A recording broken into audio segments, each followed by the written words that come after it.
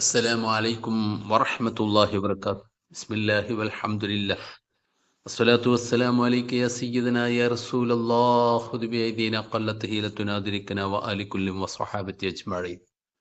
ഏറ്റവും സ്നേഹാദരണീയരായ മുഅ്മിനീങ്ങളെ മുഅ്മിനാത്തുകളെ, അല്ലാഹു ജല്ല ജലാലുഹു ഹബീബായ മുത്തുനബി സല്ലല്ലാഹു അലൈഹി വസല്ലം തങ്ങളുടെ വിശുദ്ധമായ ചാരത്ത് നമുക്കും നമ്മോട് ബന്ധപ്പെട്ടവർക്കും ദുആ വസിയത്ത് ചെയ്തവർക്കും സൗഭാഗ്യം നൽകി അനുഗ്രഹിക്കുമാറാവട്ടെ.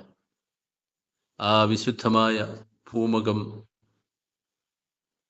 ദർശിക്കാനുള്ള സൗഭാഗ്യം ദുനിയാവിൽ നിന്നും ആഖിറത്തിൽ നിന്നും നമുക്ക് മതിവരുവോളം നൽകി അനുഗ്രഹിക്കുമാറാവട്ടെ.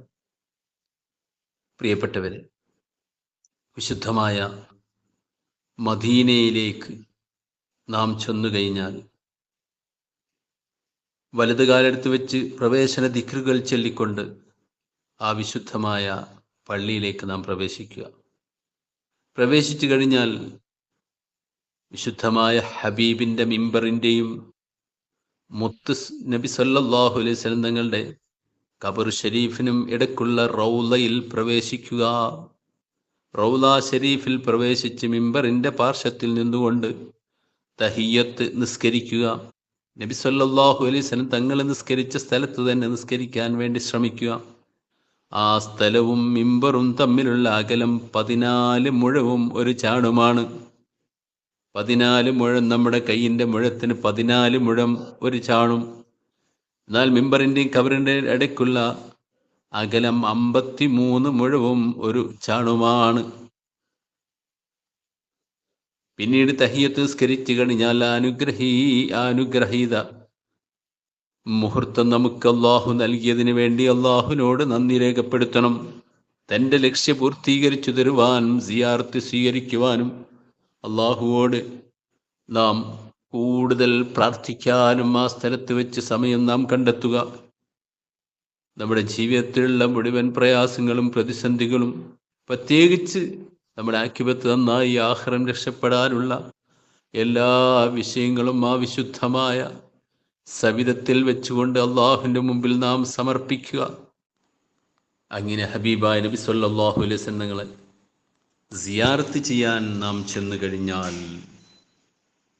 തഹിയ്യത്തും അനന്തര പ്രാർത്ഥനയും കഴിഞ്ഞ ശേഷം വിശുദ്ധ ഖബറിനെ സമീപിക്കുകയും ഖബറിന് ഏകദേശം 4 മുഴം അകന്ന് തിരുനബിയുടെ ശിരസ്സിനു അഭിമുഖമായി ഖിബലക്ക് മുന്നിട്ട് നിൽക്കണം.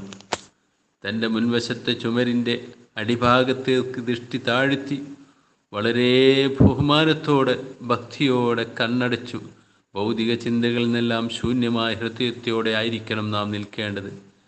ജീവിതകാലത്തെന്ന പോലെ അദബ് പാലിച്ചു മിത ശബ്ദത്തിൽ നാം മുത്തുനബി സല്ലല്ലാഹു അലൈഹി വസല്ലം തങ്ങളോട് സലാം പറയണം.